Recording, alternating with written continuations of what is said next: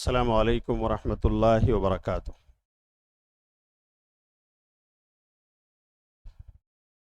ان الحمد للہ نحمده ونستعینه ونستغفره ونعوذ باللہ من شرور انفسنا ومن سیئات اعمالنا، من يهده اللہ فلا مضل له ومن يضلل فلا هادی له، واشهد ان لا الہ الا اللہ وحدہ لا شریک له، واشهد ان محمدا عبدہ ورسولہ۔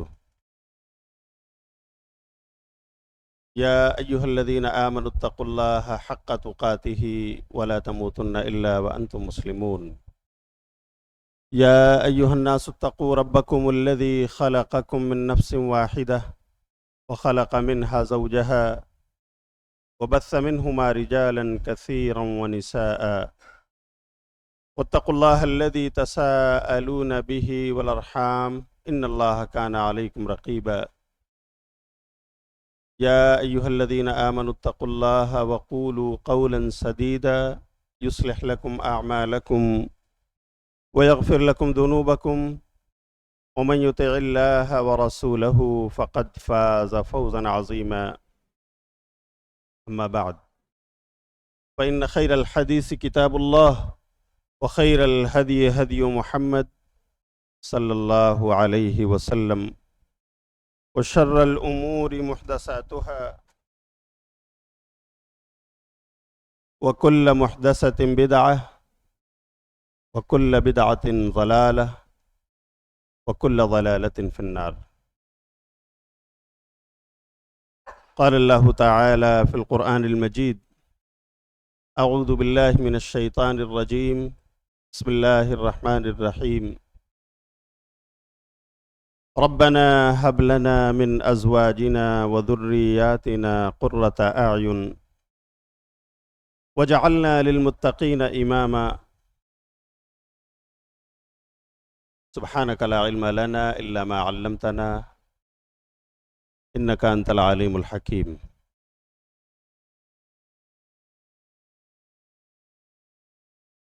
اللهم انفعنا بما علمتنا وعلمنا ما ينفعنا وزدنا علما۔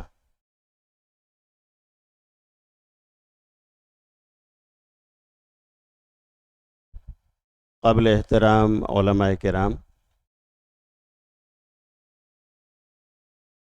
خیر خرد تعلقہ روحہ کے محترم دینی و ملی بھائیوں، اکابرین جماعت،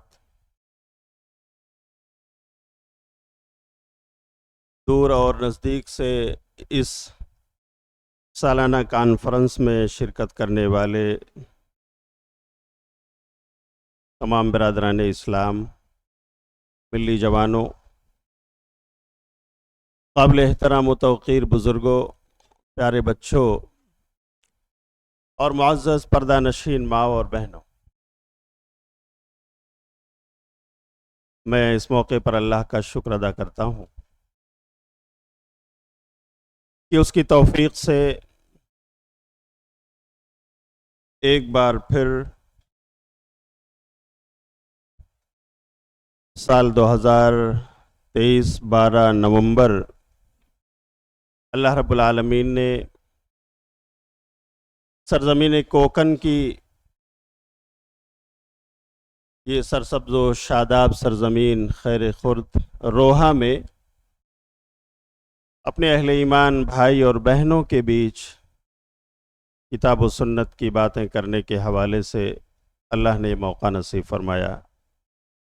اللہ ہم سب کی حاضری قبول فرمائے۔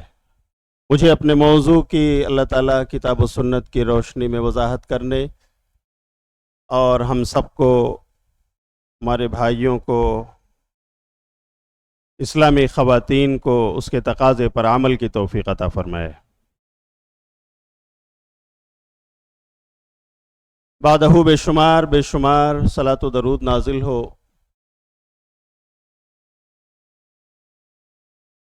نبی رحمت، رسول عرب و عجم، حضرت محمد الرسول اللہ صلی اللہ علیہ وسلم پر، جو ہم سب کے لیے ہی نہیں بلکہ پوری کائنات کے لیے سراپا رحمت بن کر آئے،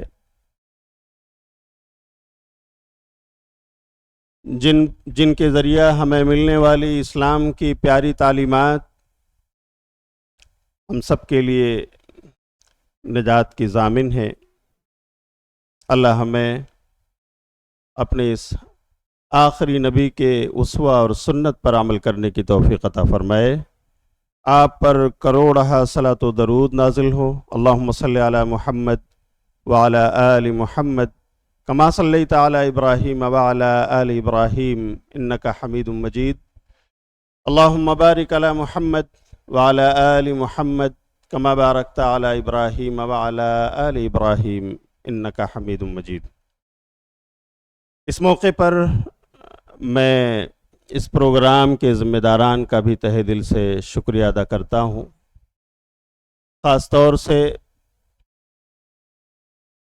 آپ سب کی مانی جانی شخصیت، آپ کے اس علاقے کے ایک سماجی اور سوشل کارکن رؤوف بھائی، اسی طرح شیخ محترم رضا اللہ صاحب اور آپ کے تمام رفقائے کار کا بھی میں شکر ادا کرتا ہوں کہ مسلسل رابطے اور کانٹیکٹ کے ذریعہ الحمدللہ یہاں تک پہنچنے کی تمام سہولتیں میسر آئیں، اور آج ہم آپ کے روبرو اپنے موضوع کو رکھنے کے لیے میرے بھائیوں آپ کے سامنے حاضر ہیں۔ اللہ تعالی ہمارے ان نوجوان بھائیوں کو مزید حوصلے کے ساتھ اس طرح کے دینی کاموں کو لے کر آگے بڑھنے کی توفیق عطا فرمائے۔ اللہ انہیں اس میں اخلاص عطا فرمائے اور امت کے لیے انہیں نفع بخش بنائے۔ آج کا موضوع ہے اولاد کی تربیت میں ماں کا کردار۔ پچھلے سال بھی موضوع خواتین پر تھا، لیکن اس سال اس کا زاویہ تھوڑا سا بدلا ہوا ہے۔ اس موضوع کو اگر آپ اچھی طرح سے پڑھیں تو اس میں دو تین باتیں قابل تشریح ہیں جو ہمیں سننا چاہیے۔ ایک تو اولاد کہ وہ صاحب اولاد کے لیے کتنی عظیم نعمت ہے، دوسرے اولاد کو تربیت دینے والی ماں، اس کا مقام و رتبہ کیا ہے، اور تیسرے اس عظیم ماں کا کردار کیا ہونا چاہیے اپنے بچوں کی تربیت میں۔ میں کوشش کروں گا کہ اس محدد وقت میں اسے بیان کرنے کی کوشش کروں۔ اللہ میرے لیے آسانی فرمائے، اور ہم جو کچھ سنیں اللہ تعالیٰ سب سے پہلے ہم سب کو اور پھر ہماری اسلامی بہنوں کو بھی اس پر عمل کی توفیق عطا کرے۔ پہلا سوال یہ ہے کہ یہ اولاد کیا ہے جو اللہ نے ہمیں عطا فرمائی ہے؟ یہ اللہ کی ایک عظیم نعمت ہے۔ اللہ تعالیٰ یہ نعمت جسے چاہتا ہے دیتا ہے، اور اللہ تعالیٰ جسے چاہتا ہے محروم کر دیتا ہے۔ اللہ نے اس کا ذکر قرآن کریم میں کیا ہے۔ سورہ شورى کی آیت نمبر 50 پڑھیے تو اللہ تعالیٰ ارشاد فرماتا ہے، يَهَبُ لِمَن يَشَاءُ إِنَاثًا وَيَهَبُ لِمَن يَشَاءُ الذُّكُورَ أَوْ يُزَوِّجُهُمْ ذُكْرَانًا وَإِنَاثًا وَيَجْعَلُ مَن يَشَاءُ عَقِيمًا إِنَّهُ عَلِيمٌ قَدِيرٌ۔ کہ اللہ تعالیٰ جسے چاہتا ہے بیٹیاں دیتا ہے، اور وہ جسے چاہتا ہے بیٹے دیتا ہے۔ کسی کو صرف بیٹیاں، کسی کو صرف بیٹے۔ او یزوجہم ذکرانا و اناثا، اور جسے چاہتا ہے ملا جلا کر بیٹے اور بیٹیاں دونوں دیتا ہے۔ وَيَجْعَلُ مَن يَشَاءُ عَقِيمًا، اور اللہ جسے چاہتا ہے ان دونوں سے کیا کر دیتا ہے؟ محروم کر دیتا ہے، بانجھ بنا دیتا ہے۔ اولاد کی عظمت ایسے لوگوں سے جا کر پوچھیے جن کی شادی ہوئے 10 سال کا عرصہ ہو گیا ہو اور گود خالی ہو۔ آپ ذرا گہرائی اور گہرائی سے جائزہ لیں گے تو پتہ چلے گا کہ اس بھائی نے اللہ ماشاء اللہ اس کے گھر کے لوگوں نے نہ جانے کتنے جتن کیے ہوں گے، کتنے ڈاکٹرز کے چوکھٹ پر گئے ہوں گے، جو جائز ہے، لیکن کتنے ایسے بھی لاولد ماں اور باپ، لاولد جوڑے ایسے بھی آپ کو ملیں گے جنہوں نے اولاد کی لالچ میں غیر اللہ کا در اس پر جا کر ماتھے ٹیکے، وہاں جا کر اپنے ہاتھ پھیلا دیے، انہیں داتا سمجھ لیا، انہیں اپنی مشکل میں مشکل کشائی کا درجہ دے دیا، اور اس طرح اپنا عقیدہ اس کا سودا انہوں نے کر لیا۔ بے شمار ایسے واقعات میرے بھائیوں آپ کو ملیں گے۔ میں خود ایک واقعے کا شاہد ہوں کہ اللہ نے ایک جوڑے کو اولاد تو دی لیکن صرف بیٹیاں ملیں ممبئی کی سرزمین میں، اور اس کے بعد 2 بیٹیاں جب کنٹینیو ہو گئیں تو بیوی نے کہا کہ اب تو ہمیں بیٹا چاہیے۔ ٹھیک ہے، اللہ تعالیٰ دے گا تو ہم لیں گے، اللہ کی مرضی۔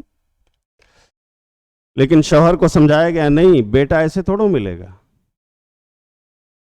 چلو نا سب لوگ جاتے ہیں، کہاں چلنا ہے؟ اجمیر شریف۔ نام سنا ہے آپ لوگوں نے بھائیوں؟ جی نام سنا ہے؟ آپ لوگ جگ رہے ہیں نا؟ تو اجمیر کہاں پر ہے؟ جی راجستھان میں۔ اللہ تعالیٰ اس نیت سے کبھی بھی ہم لوگوں کو وہاں کا سفر کرنے کی توفیق نہ دے۔ بزنس کے لیے جائیے، مکرانہ سے پتھر لائیے اور مسجدوں کو، گھروں کو سجائیے اور بنائیے، لیکن اس خاتون نے کہا کہ ہمیں وہاں چلنا چاہیے۔ شوہر کہتا ہے کہ نہیں، آخر اللہ نے ہمیں بیٹیاں دی، یہیں رہ کر ہمیں بیٹیاں مل گئیں تو بیٹے بھی اللہ چاہے گا تو دے گا۔ بیوی نے زور لگایا اپنی ماں کے ذریعے، باپ کے ذریعے، بھائی کے ذریعے کہ سمجھائیے میرے شوہر کو، مجھے جانا ہے۔ اور اس بیچارے پر مسلط ہو گئے گھر والے لوگ، سسرال کے لوگ۔ کہا ٹھیک ہے، ٹکٹ کٹا لیتا ہوں، مجھے کیا ہے، لیکن میرا تو عقیدہ ہے کہ اللہ تعالیٰ جس طرح اس نے بیٹیاں مجھے یہیں دی ہیں، بیٹا بھی مجھے یہیں دے سکتا ہے، وہ اگر دے گا تو ہم اس کے لیے بالکل اللہ کے شکر گزار ہوں گے۔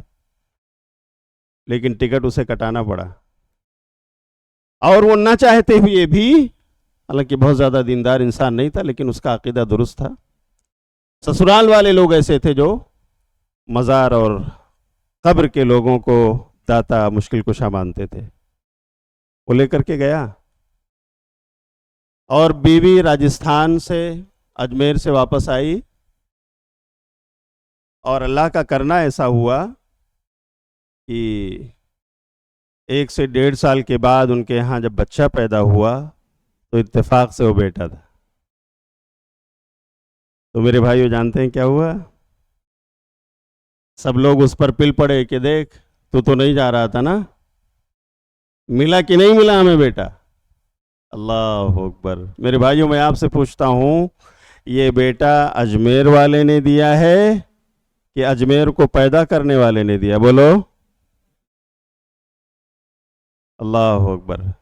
بیٹیاں جس نے دی تھیں اسی نے وہ بیٹا دیا ہے، لیکن شیطان نے ان کے دل و دماغ میں یہ بات گھسا دی کہ نہیں، وہاں گئے تھے تو ہمیں ملا ہے، عقیدہ خراب ہو گیا۔ اللہ اکبر۔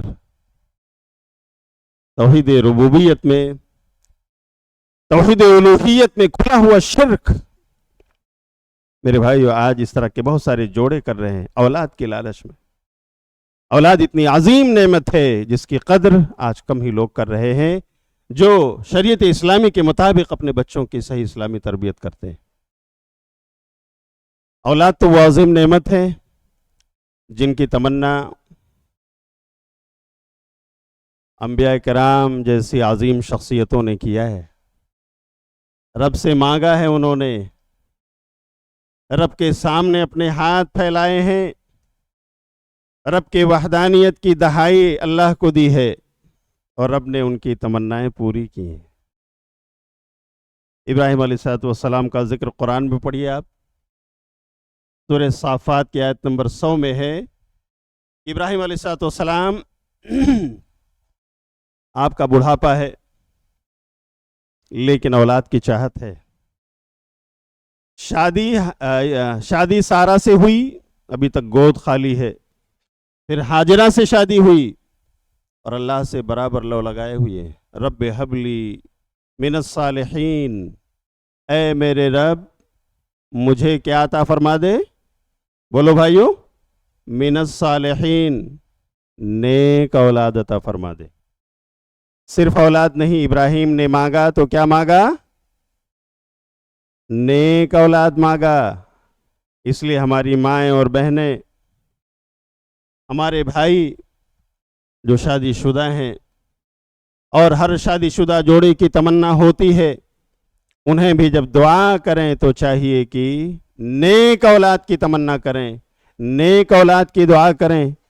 ابراہیم نے مانگا اللہ سے، ابراہیم کا یقین تھا کہ جو سورج میں روشنی ڈالنے والا ہے، جو چاند کو چمکدار بنانے والا ہے، جو ستارے اور سیاروں کا خالق ہے، جو پوری کائنات کا سجانے رچانے اور بسانے والا ہے، وہی ہمارا بھی خالق ہے اور اسی کے در سے ہمیں اولاد مل سکتی ہے، اس کے علاوہ کسی اور در پر جانے کی ضرورت۔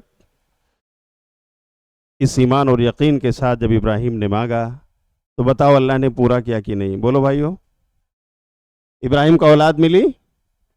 کتنے بچے تھے ابراہیم علیہ السلام کو؟ حضرت سارہ سے اللہ تعالیٰ نے آپ کو ایک بیٹا دیا جن کا نام تھا اسحاق علیہ السلام، وہ بھی نبی بنے۔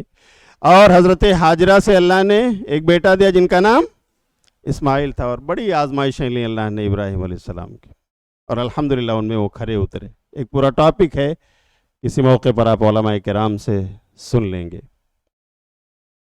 اسی طرح میرے بھائیو، قرآن ہی پڑھیے، اولاد کی عظیم نعمت پیارے زکریا نے مانگی۔ زکریا علیہ السلام بھی شادی شدہ ہیں، بڑھاپے کی دہلیز پہ قدم رکھ رہے ہیں، لا ولد ہیں، ابھی تک ان کی گود اولاد سے خالی ہے، اللہ سے دعا مانگ رہے ہیں۔ ان کے رشتہ دار حضرت مریم، جن کی ماں نے یہ نذر مانی تھی کہ اللہ جو تو مجھے دینے والا ہے اس بار، میں اسے تیرے راستے میں فی سبیل اللہ وقف کرنے والی ہوں۔ اور جب پیدا ہو گئی بیٹی مریم تو کہا اللہ مجھے تو بیٹی ہوئی ہے، اور بیٹا بیٹی کی طرح نہیں ہوتا، یا بیٹی بیٹے کی طرح نہیں ہوتی، یعنی اگر بیٹا ہوتا تو وہ اندر اور باہر دونوں دنیا میں وہ دعوت کا کام کر سکتا تھا۔ اس کے لیے انڈور اور آؤٹ ڈور دونوں محاذ کھلے ہوئے تھے، لیکن مجھے بیٹی ملی ہے۔ پھر بھی اپنی نظر کو انہوں نے پورا کیا، اور انہوں نے زکریا علیہ السلام سے التجا کی کہ میری بیٹی کو بیت المقدس میں ایک جگہ پرووائڈ کر دیجئے۔ زکریا علیہ السلام نے مریم کو ایک روم دے دیا، یہاں رہو، اللہ کی عبادت کرو، تم اللہ کے دین کے لیے وقف ہو، یہیں سے تم اس دین کا پرچار کرو، خواتین میں کام کرو۔ مریم علیہ السلام اپنے اس روم میں رہتی تھیں۔ زکریا علیہ السلام کبھی کبھار جاتے تھے کیونکہ رشتہ دار تھے، بعض حوالوں سے پتہ چلتا ہے خالو تھے، تو دیکھا کہ مریم کے پاس تر و تازہ پھل رکھے ہوئے ہیں، اور ایسے فروٹس ہیں جن کا ابھی مارکیٹ میں بھی وجود نہیں ہے، یعنی ہم خریدنے بھی جائیں تو نہیں ملیں گے، اس لیے کہ اس پھل کا موسم ہی نہیں ہے۔ تو قرآن کی تعبیر دیکھیے میرے بھائیوں، حضرت زکریا نے عبرت و نصیحت کی نگاہ سے اسے دیکھا، اور سورہ آل عمران کی آیت نمبر 38 کہتی ہے ہنالک دعا زکریا ربہ قال رب هب لي من لدنك ذریۃ طیبہ انک سمیع الدعاء۔ اس موقع پر زکریا نے اپنے رب کو پکارا کہ اے میرے رب، تو میری بیٹی مریم کو، انہوں نے دیکھا یہ فروٹس اویلیبل ہیں جو مارکیٹ میں نہیں، ان کی ذہن و دماغ میں یہ خیال گردش کرنے لگا کہ اللہ تعالیٰ بلا موسم کا پھل دے سکتا ہے میری بیٹی کو، میری مریم کو، تم اس بڑھاپے میں کہ اللہ تعالیٰ مجھے اولاد دینے پر قادر نہیں ہے بلا موسم کے؟ یقیناً ہے۔ رب حب لی من لدنک ذریۃ طیبہ، اے میرے رب مجھے نیک ذریت، نیک اولاد، پاک اولاد عطا فرما دے۔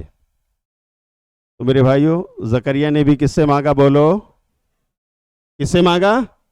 اللہ رب العالمین سے۔ داتا اکیلا وہی ہے، اولاد دینے والا اکیلا وہی ہے، اولاد سے محروم رکھنے والا بھی وہی ہے۔ یہ عقیدہ ہمارا پختہ اگر ہے اور اس عقیدے کے ساتھ ہم مانگیں، اللہ دیتا ہے، دے گا، اور اگر کبھی نہیں دیتا تو میرے بھائیو ہمیں شکوہ اور شکایت کرنے کا حق نہیں ہے۔ اللہ نے بتا دیا ہے وَيَجْعَلُ مَن يَشَاءُ عَقِيمًا، اللہ جسے چاہتا ہے وہ لا ولد بھی بنا دیتا ہے۔ یہ اللہ کی طرف سے آزمائش ہے۔ اللہ نے ہمیں اور آپ کو پیدا کیا ہے، اس دنیا کو امتحان گاہ بنایا ہے، ہمیں اس امتحان میں، اس آزمائش میں پورا اور کھرا اترنا چاہیے، ہمیں شکوہ اور شکایت نہیں کرنی چاہیے۔ تو زکریا علیہ السلام کی دعا قبول ہوئی، زکریا کو بیٹا ملا، زکریا کو اولاد ہوئی۔ ہاں بھائیو، کیا نام ہے بتائیے؟ کیا نام ہے؟ یحییٰ۔ یحییٰ جن کا نام بھی قرآن نے کہا ہے کہ اللہ نے رکھا، اس سے پہلے یہ نام کسی کا نہیں تھا، اللہ نے یہ نام چنا اور زکریا کو جو بیٹا دیا اس کا نام یحییٰ رکھا، وہ بھی نبی بنے الحمدللہ، آپ کے علم نبوت کے وارث۔ تو میرے بھائیوں، یہ ہے اولاد کی عظمت کہ اللہ کے چہیتے نبیوں نے بھی اس کی تمنا اور چاہت ظاہر کی، اللہ سے مانگتے رہے اور اللہ نے ان کی مرادیں پوری فرمائی ہیں، اور یہی انبیاء کے امتی بھی کرتے ہیں، انہیں کرنا چاہیے، اور ہم سب کو بھی اسی راستے پر چلنا چاہیے۔ اللہ نے قرآن کریم میں یہی بات دہرائی ہے کہ اللہ کے نیک بندے بھی اسی طرح مانگتے ہیں۔ پڑھیے سورہ فرقان کی آیت نمبر 74، اللہ فرماتا ہے ربنا هب لنا من ازواجنا وذریاتنا قرۃ اعین واجعلنا للمتقین اماما، کہ رب کے پیارے بندے یہ دعا کرتے ہیں کہ اے ہمارے رب، تو ہمیں اپنے پاس سے نیک بیویاں عطا فرما دے اور ان کے ذریعہ نیک ذریت عطا فرما دے جو ہمارے لیے آنکھوں کی ٹھنڈک ثابت ہوں، اور اے اللہ تو ہمیں متقیوں کا امام بنا دے۔ یہ نبیوں کے امتی دعا کرتے ہیں، ہم سب پیارے نبی کے امتی ہیں، امام الانبیاء کے امتی ہیں، سید الانس والجان کے امتی ہیں، رسول عرب و عجم کے امتی ہیں۔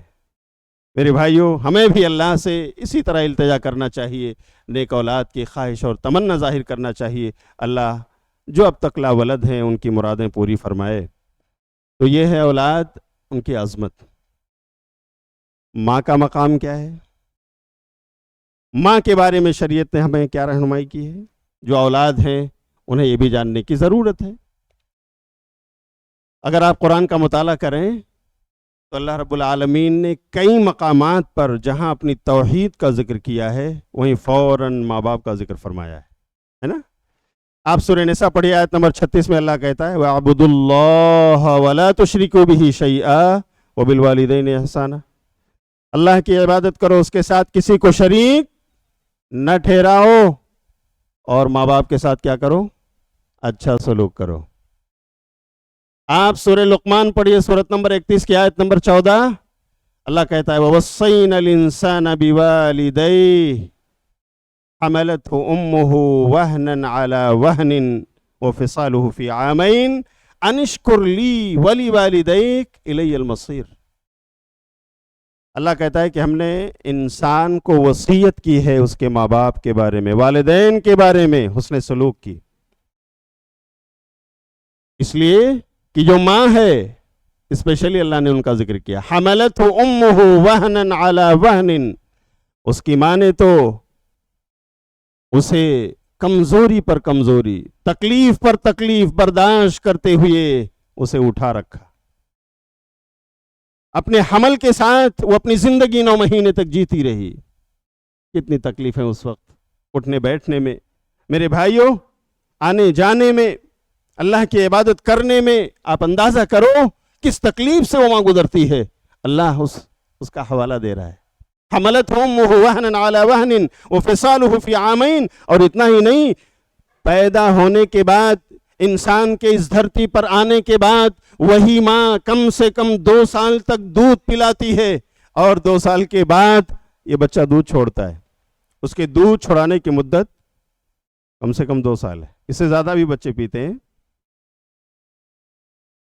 تو میرے بھائیوں، یہ ماں کا مقام ہے، یہ ماں کی عظمت ہے. اللہ نے کہا نشکر لی ولی والدیک. یہ اس لیے تذکرہ کیا جا رہا ہے کہ اے حضرت انسان، تو میرا بھی شکر گزار بن جا. کس طرح تجھے میں نے 9 مہینے تک ماں کی پیٹ میں آکسیجن پہنچایا، تجھے غذا پہنچائی، تجھے آرام و راحت سے رکھا، اور پھر تجھے اپنے حکم سے میں اس دنیا میں لے کر کے آیا. تیری ماں کی پستان میں نے دودھ سپلائی کر دیا جو تیری غذا کا ذریعہ بن گیا. اے حضرت انسان، تو اس پر غور کرو، میرا شکر گزار بن جا. انشکر لی ولی والدیک، اور اپنے ماں باپ کا بھی. الی المصیر، سن لے، لوٹنا تو میری ہی طرف. نافرمان بن گیا، اگر ماں باپ کی ناشکری کی تو یہ اللہ کی ناشکری ہوگی، اور اللہ کی ناشکری تو نے اگر کیا تو کل قیامت کے دن تجھے حساب چکانا ہے.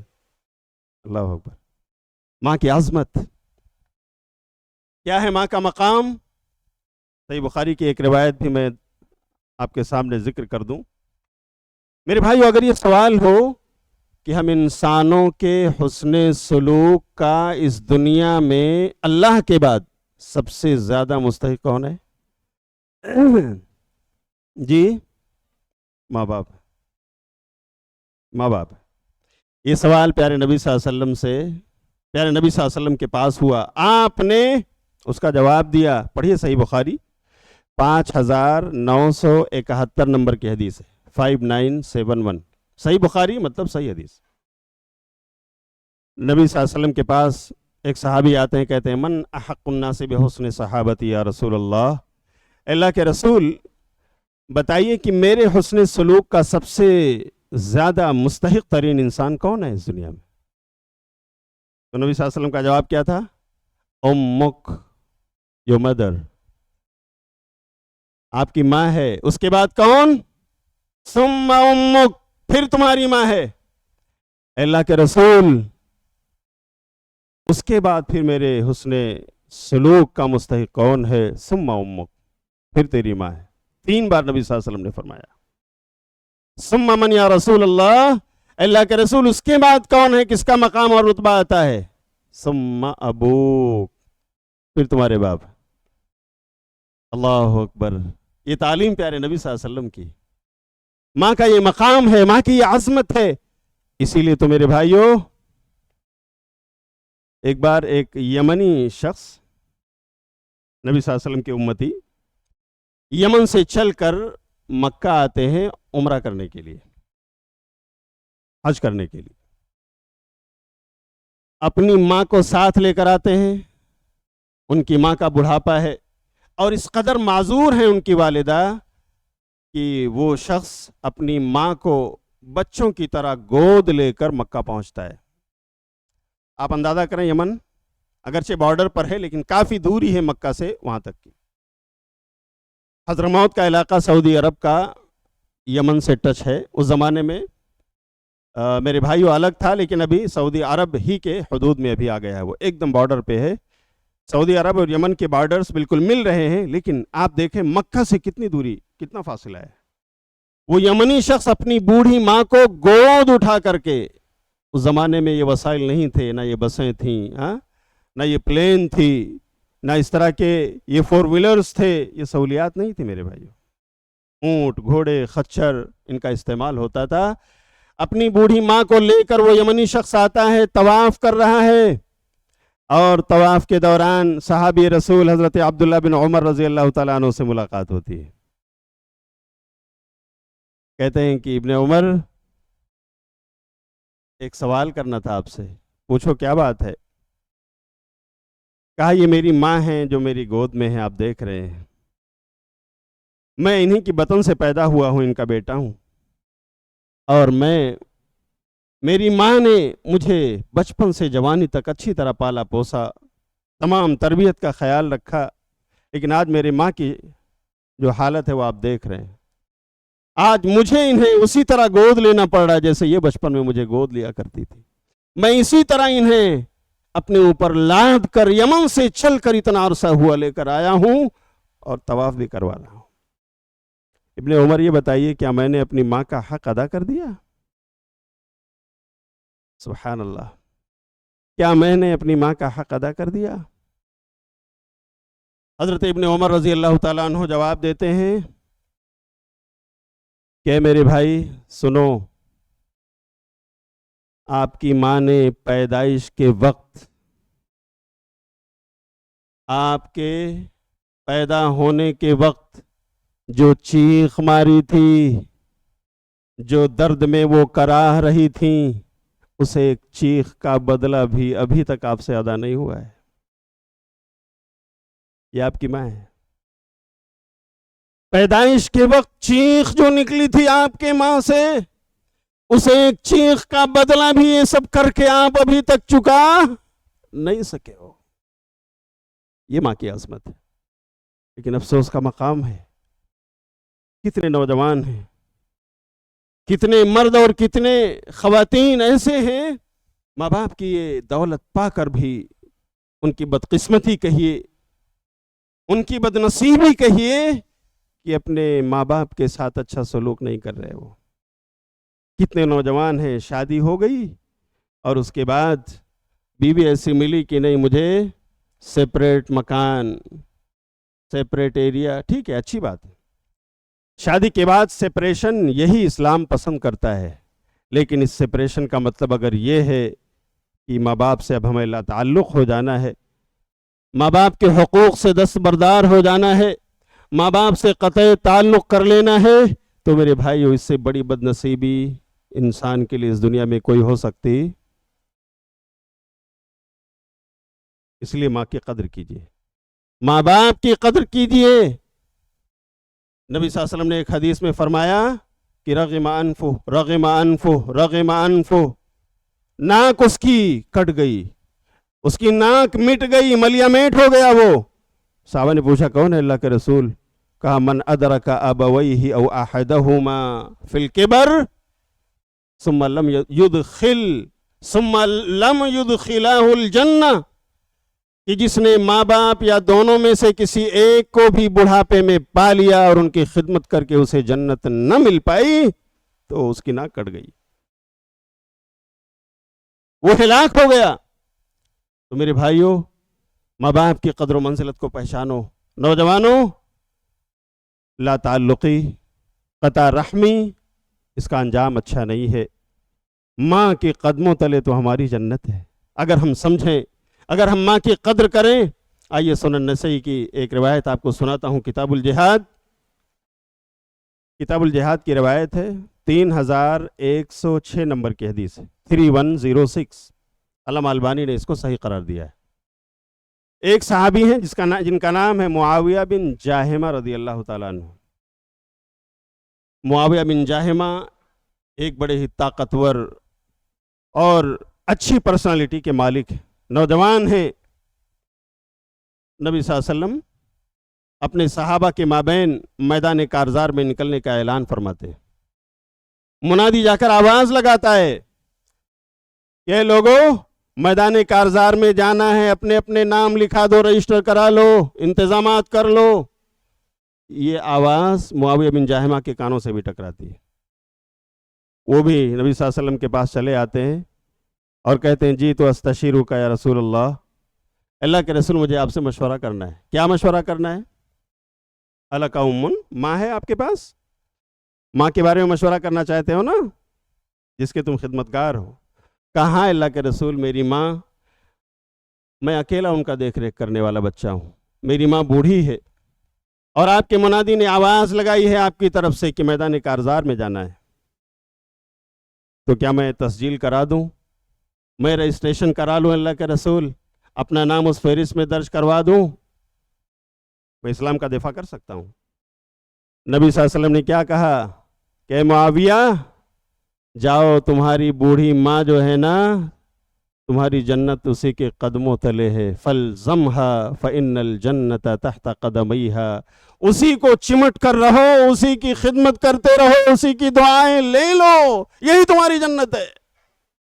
اللہ اکبر. یہ مقام ہے ایک ماں کا. لیکن نوجوانوں، آج ہمارا سلوک کیا ہے؟ ٹھیک ہے، کسی مجبوری کی وجہ سے آپ الگ ہو گئے، آپ نے الگ مکان لے لیا، یا آپ پردیس چلے آئے، لیکن حسن سلوک کے بہت سارے طریقے ہیں. آپ پردیس میں بھی ہیں، فون تو کر سکتے ہیں، آپ ان کے خرچ برچ کا پیسہ تو بھیج سکتے ہیں، آپ ان کے دوا علاج کا انتظام تو کر سکتے ہیں، آپ صبح یا شام وقت نکال کر اپنا موبائل اس سے ان سے بات تو کر سکتے ہیں. کتنا آسان ہے آج کے زمانے میں. ایک زمانہ تھا کہ صحابہ کرام نکل جاتے تھے روزی روٹی کے لیے دور دراز، مہینوں کے بعد کہیں واپس آتے، اور بھی لمبا زمانہ گزر جاتا، ماں باپ سے ملاقات نہیں ہوتی، نہ یہ ٹیلی کمیونیکیشن کا زمانہ تھا، نہ اتصالات تھے. آج کتنا آسان بنا دیا ہے اللہ نے. لیکن حقیقت یہ ہے، گراؤنڈ ریالٹی یہ ہے کہ وہ بیٹا شادی کے بعد اپنی بیوی کو لے کر وہیں اس محلے میں آباد ہے، لیکن مہینوں گزر جاتے ہیں اپنے ماں کا چہرہ نہیں دیکھتا ہے. اللہ اکبر. اس ماں کے خرچ برچ کا کیا مسئلہ ہے، اسے فکر نہیں ہے. کہیں بیت المال انتظام کرتا ہے، کہیں کچھ اور سماجی ورکرز ان کی دیکھ ریکھ کرتے ہیں، اس کے دوا علاج کا انتظام کچھ دوسرے اصحاب خیر ہیں جو دیکھ رہے ہیں. ایسے بہت سارے واقعات اور معاملات ہیں میرے بھائیوں کہ نوجوانوں نے اپنی ماں کو تج دیا، ماں کو ترک کر دیا، ان کے حقوق کو پامال کر دیا، اور اس طرح سے وہیں پڑوس میں رہ کر وہ اپنے ماں کی زیارت سے محروم ہو گئے. اللہ تعالیٰ اسی بد نصیبی سے بچائے. تو یہ ہے ماں کا مقام. اب اگر ہماری خواتین یہ بات سن رہی ہیں کہ اللہ نے ان کو یہ عظمت، ان کو یہ مقام عطا فرمایا ہے اللہ نے، تو ان کی ذمہ داریاں بھی ہیں، اور یہ ذمہ داریاں قرون اولیٰ کی خواتین نے ادا فرمایا ہے. وہ جانتی تھیں کہ بچوں کی سب سے بڑی خیر خواہی ان کی صحیح تربیت ہے، اسلامی تربیت ہے. دین نصیحت کا نام ہے، خیر خواہی کا نام ہے، اور اپنے بچوں کے ساتھ خیر خواہی یہ ہے کہ انہیں سچا پکا مسلمان بناؤ. اسی لیے انہوں نے ہمیشہ اس کو ترجیح دیا، اپنے بچوں کی تربیت میں لگی رہیں، انہی کو اپنا ملجا اور ماوا، انہی کو اپنا سرمایہ اور پونجی سمجھا انہوں نے. ابھی امام شافعی رحمۃ اللہ علیہ پر ایک اچھا اور بڑا ہی بلیغ خطبہ آپ نے سنا ہے. برادر مکرم ابو سفیان قاضی صاحب حفظ اللہ کی زبانی امام شافعی رحمۃ اللہ علیہ کا ایک قول سناتا ہوں آپ کو. امام شافعی رحمۃ اللہ علیہ نے کہا ہے کہ اگر یہ مائیں بچوں کی تربیت کریں تو بہت اچھا رول پلے کر سکتی ہیں، بہت اچھا کردار نبھا سکتی ہیں، اور بہت زیادہ تبدیلیاں آنے کی امیدیں ہیں بچوں میں ان کی تربیت کی وجہ سے. کیوں؟ البنات الی الامہات امیل ولقولہن ارغب. اس لیے کہ یہ جو بچیاں ہیں بطور خاص، یہ ماؤں کی طرف زیادہ راغب ہوتی ہیں، ماؤں کے زیادہ قریب ہوتی ہیں، ماؤں کی ممتا کے سائے تلے بیٹھ کر اپنی ڈیمانڈ ابو تک پہنچاتی ہیں، ماؤں سے بہت قریب ہوتی ہیں. وَلِقَوْلِهِنَّ أَرْغَبْ. اور ماں کی باتیں اس طرف یہ زیادہ راغب ہوتی ہیں. ان کو کبھی پینسل بھی مانگنا ہو، ہاں ربر کا سوال کرنا ہو، ان کو آرٹ اینڈ کرافٹ کے پیپر جو ٹیچر نے طلب کیا ہے اسے اسکول لے کر کے جانا ہو، تو بھی ماں کی گود میں بیٹھ کر کہتے ہیں کہ امی ذرا ابو سے دلا دو. البنات الی الامہات امیل. اب اگر معاملہ یہ ہے کہ یہ بچیاں، اور سچ یہ ہے کہ میرے بھائیوں بچے بھی زیادہ تر ماؤں سے قریب ہوتے ہیں، اس لیے کہ مائیں نسبتاً زیادہ رحم دل ہوتی ہیں. اللہ رب العالمین نے ان کو نازک فطرت بنایا ہے، ان کے اندر وہ نزاکت اور وہ کہہ لیجئے لیونت اللہ رب العالمین نے ان کے فطرت میں رکھی ہے، نرمی، اور جہاں نرمی ہوتی ہے یہ بچے وہیں سمٹ کر کے جاتے ہیں. اللہ ماشاء اللہ بعض جوڑے ایسے بھی ہوتے ہیں کہ ماں سخت ہو گئی اور باپ بڑا نرم ہے، کچھ ایسے بھی واقعات ہیں، تو ایکسیپشنز آلویز دیر، ہر قاعدے کا استثناء موجود ہے. لیکن عام طور پر آپ دیکھیں تو بچے اور بچیاں ماؤں سے زیادہ قریب ہوتے ہیں اور انہی کو پھسلاتے رہتے ہیں، ہمیں یہ چاہیے، ہمیں وہ چاہیے، ابو سے موبائل دلا دو، ابو سے لیپ ٹاپ دلا دو، ہاں ہمیں ڈیسک ٹاپ چاہیے، وغیرہ وغیرہ جو بھی ضروریات ہیں. اب آپ سوچیں سائیکلوجیکل انداز میں کہ اگر بچے ماؤں سے اتنا زیادہ قریب ہوتے ہیں، اگر یہ مائیں بچوں کو تربیت دینے کی ٹھان لیں، ہمیں وقت پر انہیں نماز کے لیے بھیجنا ہے، ہمیں بیٹیوں کو وقت پر نماز کے لیے تیار کرنا ہے، ہمیں انہیں حجاب کی پابندی کروانی ہے، ہمیں انہیں اسلامک ایڈوکیشن دلانا ہے، ہاں اگر وہ یہ طے کر لیں اور بچوں کو سمجھانے کی ٹھان لیں، ان کے سامنے قرآن اور حدیث کی باتیں رکھنے کا عزم کر لیں، تو میں آپ سے پوچھتا ہوں ماؤں کی یہ بات بچے اور بچیاں مانیں گے یا نہیں؟ بولو بھائیو. ہاں اس لیے ماننا ہوگا کیونکہ اگر نہیں مانیں گے تو چاکلیٹ پھر کہاں سے ملے گا؟ بند ہو جائے گا نا. کہاں سے کیڈبری آئے گی؟ امی کے ہاتھ سے مل رہا ہے، ٹھیک ہے ابو لے کر آ رہے ہوں گے لیکن ڈیمانڈ تو امی سے ہم کر رہے ہیں. امی اگر ناراض ہو گئیں تو پھر ہمیں کہاں سے ملنے والا؟ اس کا سائیکلوجیکل ایفیکٹ یہ ہے میرے بھائیوں کہ اگر واقعی یہ امت کی مائیں اس بات کا عزم کر لیں کہ ہمیں بچوں کو نماز کے وقت، اذان کے وقت انہیں بھیجنا ہے، بھلے ہمارا شوہر پردیس میں ہے، کویت میں ہے، دبئی میں ہے، بحرین میں ہے، عمان میں ہے، قطر میں ہے، کہیں بھی وہ روزی کمانے کے لیے گیا ہے. اور میرے بھائیوں میں یہ جانتا ہوں کہ کوکن کے اس حلقے پر، ساحل سمندر کے اس علاقے میں الحمدللہ ہائر ایڈوکیشن بہت زیادہ پھول پھل رہا ہے. الحمدللہ اب دینی سرگرمیاں بھی بہت حد تک چل رہی ہیں. اللہ تعالیٰ انہیں قبول فرمائے، امت کے لیے نفع بخش بنائے. ہائر ایڈوکیشن آپ کا نام اس میں لیا جاتا ہے، سر فہرست ہیں آپ اگر اس مہاراشٹرا کے علاقے کا نام لیا جائے تو. اسی لیے آپ کے مرد حضرات زیادہ ہوتے ہیں کہاں پر؟ یورپ میں، افریقہ میں، خلیج میں، سعودی عرب، دبئی، کویت، خلیجی ممالک میں آپ جائیں دیکھیں الحمدللہ ہمارے نوجوان وہاں پر ہیں، ایک اچھی خاصی تعداد میں ہیں. کچھ تو ایسے بھی ہیں جو کہتے ہیں کہ میں ریٹرن آؤں گا تب شادی کروں گا، کویت ریٹرن ہو کر، سعودی ریٹرن ہو کر. حالانکہ نوجوانوں اگر اللہ تعالیٰ بآسانی بھیج دے چلے جاؤ، لیکن اگر دیری ہو رہی ہے تو بلا وجہ اپنی جوانی کو نہیں کھپانا چاہیے. شادی کر لیجئے، اللہ برکتیں بھیجے گا، اس کے بعد بھی آپ کا ویزا لگے گا، اس کے بعد بھی کمپنی آپ کو بلائے گی، جائیے. بہت سارے لوگ پردیس میں رہتے ہیں، یہ رپورٹ ہمارے بہت سارے احباب جو خطہ کوکن میں رہتے ہیں ان کی زبانی یہ ملتی ہیں. اب ایسے میں میرے بھائیو اگر آپ کی بیوی گھر پر ہے، آپ صاحب اولاد ہیں، بچوں کی تربیت کون کرنے والی ہے؟ ہاں بھائیو کس کے ذمہ ہے؟ ظاہر سی بات ہے ماں کرنے والی ہے.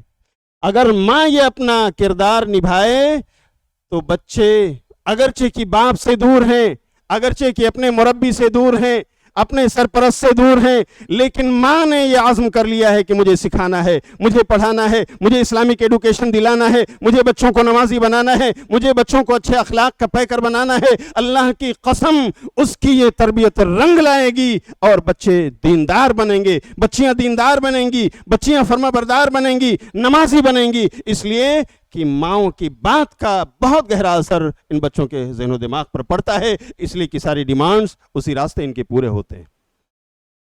اب آپ دیکھ لیں کہ خواتین نے، ماؤں نے اولاد کی تربیت میں کیا کردار نبھایا ہے. باپ اس دنیا میں نہیں بھی ہے لیکن ماؤں نے تربیت کی ہے.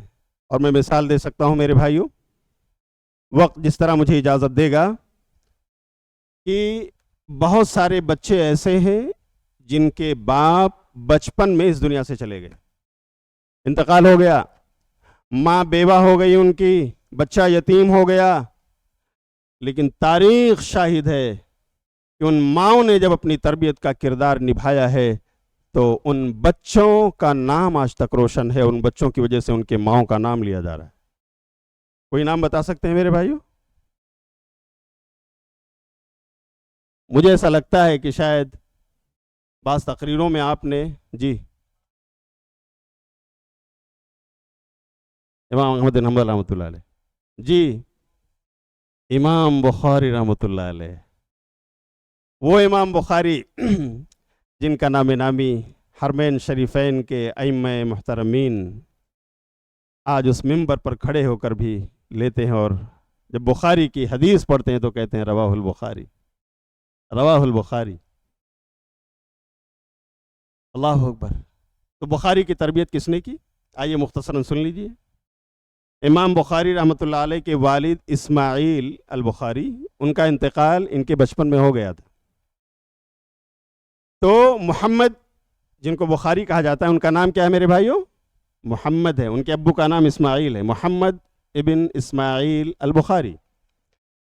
ان کی ماں بیوہ ہیں، لیکن اپنے بچے کی تربیت کو لے کر انہوں نے ہار نہیں مانی، اس لیے کہ ان کے شوہر وہ بھی محدث تھے، وہ بھی صاحب علم تھے، صاحب ایمان تھے، ایک عالم تھے۔ انہوں نے تربیت دی تھی، اپنی بیوی کو سمجھایا تھا، مزاج دیا تھا شریعت کا۔ بیوی نے اپنے بچے محمد کی تربیت کی۔ پاس پڑوس کی مسجد میں جو حلقہ درس ہوتا تھا، یہ ماں روزانہ اپنے بچے کو چھوڑنے جاتی ہے، وہاں حلقہ درس میں یہ بچہ پڑھتا ہے، اور اس کے بعد ایک واقعہ یہ رونما ہوتا ہے، امام بخاری جب مکتب کی تعلیم پڑھ رہے تھے اور مدرسے سے لے رہے تھے تو اسی بیچ یہ بیمار ہو گئے، اور بیماری ایسی تھی کہ اس بیماری میں ان کی آنکھیں مار دی گئیں، یعنی وہ بینا تھے، آنکھ والے تھے، صاحب بصارت تھے وہ، لیکن میرے بھائیوں کچھ لوگ ایسے ہوتے ہیں کہ اللہ نے انہیں آنکھیں دی تھیں، پیدا ہوئے تھے تو دیکھنے والے تھے، لیکن بیماری آئی اس کی وجہ سے آنکھیں چلی گئیں، ہے نا؟ بہت سارے واقعات ایسے، خاص طور سے چیچک وغیرہ کی بیماریاں جو آتی ہیں، اللہ عالم کیسی بیماری تھی، امام بخاری کی آنکھ چلی گئی۔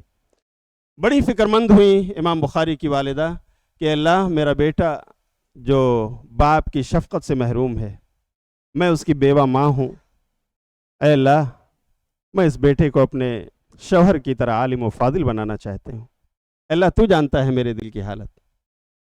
میرے بھائیوں، 5 وقتہ نماز ہی نہیں بلکہ تہجد کی نماز میں اٹھ کر کے وہ دعائیں مانگتے ہیں اپنے رب سے، اپنے بیٹے کے لیے دعائیں مانگتی ہیں۔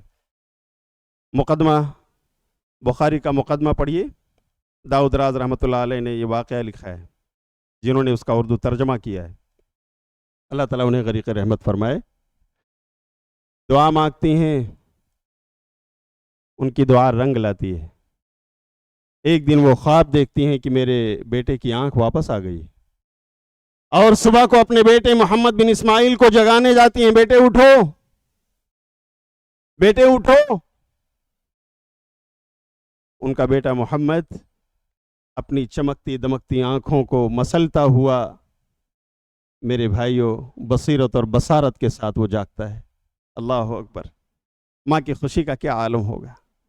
اللہ نے ایک ماں کے دعا کی وجہ سے، کیونکہ وہ ماں موحدہ تھی، کیونکہ ماں وہ توحید والی تھی، کیونکہ وہ رب کی دہائی دے کر اس سے مانگنے والی تھی، انہوں نے کسی غیر کے در پر کبھی جا کر اپنے سوال نہیں رکھے، انہوں نے رکھا تو کس کے سامنے؟ اپنے رب کے سامنے۔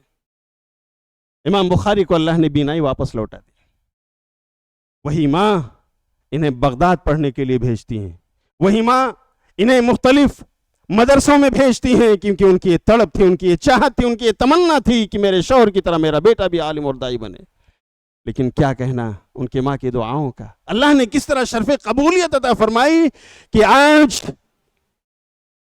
واقعات تو آپ بارہا سن چکے ہیں کہ امام بخاری تو اللہ نے کتنا عظیم محدث بنایا، اس زمانے کے لوگوں نے کتنی ہزار حدیثیں امام بخاری پر الٹ پلٹ کر کے پیش کر دیں، اور ایک ہی محفل میں امام بخاری نے ایک ایک حدیث کو جیسا غلط پڑھا گیا تھا اس کو پہلے غلط پڑھا، اور اس کا صحیح کیا ہے اسے صحیح کر کے کریکشن کرنے کے بعد انہیں سنا دیا کہ تم نے جو سنایا تھا اس میں یہ غلطی تھی، اور تم نے اس طرح سے سنایا تھا، اور صحیح حدیث اس طرح سے ہے۔ اللہ اکبر۔ آپ کے علم حدیث کا چرچا ہو گیا، کتنا عظیم کام آپ سے اللہ نے لیا۔ آپ نے خواب میں دیکھا کہ میں پیارے رسول صلی اللہ علیہ وسلم سے مکھیوں کو ہٹا رہا ہوں، مکھیوں کو دور کر رہا ہوں۔ استاذ نے بتایا کہ آپ نبی کے سنت کا دفاع کرو گے، استاذ نے بتایا نبی کے سنت کا دفاع کرو گے۔ اللہ رب العالمین نے اتنا عظیم کام لیا کہ صحیح بخاری جس کو مقبول عام حاصل ہے، قبول عام حاصل ہے، الحمدللہ آج اس دھرتی پر بسنے والا کوئی بھی انسان شاید ایسا ہو جو اس کو نہ مانتا ہو، الا الروافض و اہل التشیع۔ یہ مقام کیسے ملا؟ باپ کی تربیت یا ماں؟ بولو بھائیو، ایک ماں کی تربیت تھی، ماں ہی کی تربیت۔ 5 منٹ اور ہے۔ آپ نے اسماعیل کا تذکرہ بھی سنا، اسماعیل ابن ابراہیم، ابراہیم علیہ السلام کے بیٹے اسماعیل۔ اللہ نے ایک آزمائش ان کی یہ لی کہ جب اسماعیل پیدا ہوئے تو اللہ تعالیٰ نے کہا کہ انہیں لے جا کر مکہ میں بسا دو، سارا کے گھر سے دور۔ ابراہیم علیہ السلام نے اپنی بیوی ہاجرہ اور اپنے بیٹے اسماعیل کو فلسطین سے لے جا کر کہاں بسا دیا؟ مکے میں بسا دیا، اور چلے آئے۔ آپ کے دعوت کا محور و مرکز فلسطین اور وہاں کی سرزمین تھی دمشق کی۔ لیکن جب یہ سن بلوغ کو پہنچے، تمیز کی دہلیز پر پہنچے، اچھا اور برا کھرا کھوٹا سمجھنے لگے، تو میرے بھائیوں ایک آزمائش تو یہ ہوئی کہ بیوی ہے لیکن دور ہے، بچہ ہے جو بڑھاپے میں مانگنے کے بعد ملا ہے لیکن دور ہو گیا۔ یہ کیا آزمائش کم تھی؟ لیکن ایک دوسری آزمائش ہے کہ ابراہیم تمہیں جو بیٹا ملا ہے نا، بڑی عظیم دولت ہے، بڑی عظیم نعمت ہے اللہ کی، تمہیں اس کی قربانی دینا ہوگا۔ قرآن میں اللہ تعالیٰ کہتا ہے، پڑھیے میرے بھائیو سورہ صاد، قال یا بنی انی ارا فی المنام انی اذبحک فانظر ماذا ترى۔ کہا کہ اے میرے بیٹے، ابراہیم علیہ السلام نے خواب دیکھا کہ میں اپنے بیٹے کو ذبح کر رہا ہوں، ایک نہیں 3 بار خواب دیکھا، اور چلتے چلے آئے، آ کر کے مکہ کی اس وادی میں پہنچے جہاں ہاجرہ اپنے بیٹے اسماعیل کے ساتھ آباد ہیں۔ آ کر ملتے ہیں، بیٹے سے بغل گیر ہوتے ہیں، اور الگ ہو کر کے بیٹے سے کہتے ہیں یا بنی انی ارا فی المنام انی اذبحک فانظر ماذا ترى۔ اے بیٹے، میں نے تجھے خواب میں دیکھا ہے کہ میں تجھے ذبح کر رہا ہوں، دیکھو تمہارا کیا خیال ہے؟ تم کیا کہتے ہو؟ اسماعیل بڑے ہو گئے ہو۔ یہ سوال کوئی باپ آج اپنے بیٹے سے کر کے دیکھے؟ جرأت ہے؟ اللہ اکبر، کیسا سوال تھا، اور کیا جواب دیا اسماعیل نے؟ قال یا ابت افعل ما تؤمر ستجدنی انشاء اللہ من الصابرین۔ کہا ہے میرے ابو جان، آپ کر گزریے وہ کام جسے اللہ نے آپ کو حکم دیا ہے، اور آپ مجھے کیسا پائیں گے؟ صبر کرنے والا پائیں گے۔ سبحان اللہ، کیا پیارا جواب ہے، آسمان و زمین حیران ہے۔ بیٹا اپنے باپ کے ساتھ جاتا ہے، چاقو اور چھری ہاتھ میں ہے، اور بیٹے کو ذبح کرنے کے لیے ابراہیم انہیں لٹا دیتے ہیں۔ لیکن وہ پورا واقعہ آپ جانتے ہیں کہ اللہ رب العالمین کو تو آزمائش مقصود تھی، اللہ انہیں آزمانا چاہتا تھا، اور وہ اس میں کھرے اترے۔ اللہ نے کیا بھیج دیا اسماعیل کو بچانے کے لیے؟ جنت سے میڈھا بھیج دیا، ابراہیم اسے ذبح کرو۔ قد صدقت الرؤیا، آپ نے خواب کو سچ کر دکھایا ہے۔ میرے بھائیوں، میں آپ سے صرف اتنا پوچھنا چاہتا ہوں، امت کی مائیں اگر ان تک یہ آواز پہنچ رہی ہو تو ان سے سوال میں کرنا چاہتا ہوں کہ آخر اسماعیل کی تربیت کے پیچھے کس کا ہاتھ تھا؟ بولو، ماں کا ہاتھ تھا۔ آج مائیں یہ عذر پیش کر سکتی ہیں کہ میں تو اسلامک ایڈوکیشن دلانا چاہتی تھی، لیکن شوہر انگلش میڈیم والے اس میں چلے گئے، مکتب میں بھی مجھے بھیجنے کی اجازت نہیں دی، ہندی میڈیم میں ڈال دیا، اردو میڈیم میں ڈال دیا، اسلام مجھے پڑھانے نہیں دیا۔ بہت سارے عذر کرتی ہیں نا، کر سکتی ہیں۔ آؤ سیکھ لو حضرت ام سلیم رضی اللہ تعالی عنہ۔ یہ آخری بات میں آپ سے ذکر کر دوں، ام سلیم یہ حضرت انس بن مالک رضی اللہ تعالی عنہ کی والدہ ہیں۔ کون ہیں؟ صحابی رسول ہیں۔ انس کو 8 سال کی عمر میں نبی صلی اللہ علیہ وسلم کی خدمت میں بحیثیت خادم پیش کر دیتی ہیں، لیکن اس سے پہلے سنیے، نبی صلی اللہ علیہ وسلم نے جب نبوت کا اعلان کیا، علامہ ذہبی نے اپنی کتاب سیر اعلام النبلاء جلد نمبر 2 میں نقل کیا ہے، صفحہ نمبر 305 پر یہ واقعہ، کہ جب نبی صلی اللہ علیہ وسلم کی نبوت کا اعلان ہوتا ہے تو سب سے پہلے اپنے گھر میں ام سلیم ایمان لاتی ہیں، شادی شدہ ہیں، بیٹا گود میں ہے، شوہر ہیں مالک بن نضر الخزرجی، قبیلہ خزرج کے، تو اسلام لے آتی ہیں۔ شوہر کہیں گئے ہوئے تھے، وہ گھر میں جب داخل ہو رہے ہیں تو اس وقت یہی ام سلیم اپنے بیٹے انس کو کلمہ شہادت پڑھا رہی ہیں، بیٹے پڑھو، کیونکہ انس بولنے کے لائق ہو گئے تھے، پڑھنے کے لائق ہو گئے تھے، تو ماں پڑھا رہی ہے بٹھا کر، بیٹے پڑھو، اشہد اللہ الہ الا اللہ واشہد ان محمدا عبدہ ورسولہ۔ مالک بن نضر آ گئے اندر، اصبوت یا ام سلیم، ام سلیم تو بددین ہو گئی ہے، کب سے بددین ہو گئی ہے تو؟ جواب کیا تھا؟ ما صبوت ولکنی آمنت بہذا الرجل، میں بددین تو نہیں ہوئی ہوں مالک، میں تو اس آدمی پر ایمان لے آئی ہوں، وہ آدمی جس نے بچپن سے جوانی تک 40 سال کی عمر میں آج تک ایک جھوٹ نہیں بولا، اور مکے کی سرزمین گواہ ہے کہ کسی نے ایک جھوٹ نہیں پکڑا۔ میرے شوہر، میرے سرتاج، بتاؤ وہ اتنا بڑا جھوٹ کیسے بول سکتا ہے کہ وہ نبی ہے؟ میں اسے سچ مانتی ہوں، میں ایمان لے آئی ہوں، اور وہی ایمان میں اپنے بچے کو سکھا رہی ہوں۔ لا تفسدی علی ابنی، میرے بچے کو کرپٹ مت بناؤ، میرے بچے کو بددین مت بناؤ۔ کون کہتے ہیں؟ مالک بن نضر، بیٹے کے باپ کہتے ہیں، انس کے والد کہتے ہیں۔ اس پر جواب ہے کہ میں اپنے بیٹے کو، آپ کے بیٹے کو خراب نہیں کر رہی ہوں، میں اسے بنا رہی ہوں۔ اور سنو، پھر وہی خاتون بڑے ادب کے ساتھ اپنے شوہر سے کہتی ہیں کہ مالک، آپ کو بھی غور کرنا چاہیے، آخر جس شخص کو آپ نے بچپن سے جوانی تک ایک بھی جھوٹ بولتے ہوئے نہیں پکڑا، آخر اسے آپ جھوٹا کیسے مان سکتے ہو؟ میں اس عظیم دولت پر جو اس آدمی، اس انسان کے ذریعے ہمیں ملی ہے، میں چاہتی ہوں کہ میرے سرتاج یہ دولت آپ کو بھی مل جائے، آپ بھی ایمان لے آؤ۔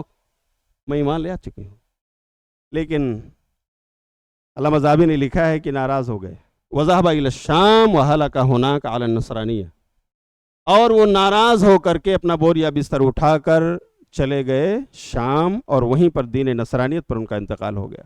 یعنی ام سلیم صحابیہ ہیں، انس کی والدہ، انس صحابی رسول اور خادم رسول ہیں، 10 سال تک انہوں نے نبی صلی اللہ علیہ وسلم کی مدینے میں خدمت کی، اور اتفاق سے انس کے والد غیر مسلم ہیں۔ اللہ جسے ایمان کی دولت دے دے، اللہ کی توفیق جسے میسر ہو جائے، ورنہ تو کوئی نبی بھی کسی ابو طالب کو ایمان نہیں دلا سکتا۔ اللہ اکبر۔ تو یہ ہیں ماؤں کے کارنامے، یہ ہیں ماؤں کے کردار، کس طرح سے ام سلیم نے اپنے بچے کو اسلام پڑھایا، اسلام سکھایا، کہ آج کی مائیں یہ عزم کرتی ہیں کہ ہم بھی اپنے شوہروں کو کہیں گی کہ آپ یقیناً انگلش پڑھاؤ، آپ یقیناً ہندی پڑھاؤ، آپ یقیناً کوکن کی لینگویج سکھاؤ، آپ یقیناً اردو پڑھاؤ، آپ یقیناً سائنس، بائیولوجی، کیمسٹری، فزکس، تمام علوم پڑھاؤ، اسلام نہیں روکتا ہے، لیکن ذرا ہمیں اسلام بھی تو پڑھا لینے دو۔ ہمارے مسجد میں حلقہ درس ہے، وہاں پر علماء کرام ہیں جو دینیات پڑھاتے ہیں، قرآن پڑھاتے ہیں، کم سے کم اس کا ایمان تو مضبوط ہو جانے دو۔ میں سمجھتا ہوں اگر ادب کے ساتھ یہ امت کی، اس قوم کی جو مائیں ہیں، بیٹیاں ہیں، اگر واقعی وہ اپنا رول پلے کریں اور اپنے بچوں کی اسلامی تعلیم کے لیے بھی وہ اپنے شوہروں سے با ادب ہو کر کے عرض کریں، اللہ کی قسم ان کی بات رد کی جا سکتی، بولو، مانی جائے گی۔ It is logical. اللہ تعالیٰ امت مسلمہ کی خواتین کو اپنا مقام سمجھنے اور اس مقام کے جو تقاضے ہیں، جن میں سب سے اہم تربیت ہے بچوں کی، حقوق العباد میں، اللہ تعالیٰ اسے ادا کرنے کی توفیق عطا فرمائے۔ آمین۔ وآخر دعوانا ان الحمدللہ رب العالمین۔ السلام علیکم ورحمۃ اللہ وبرکاتہ۔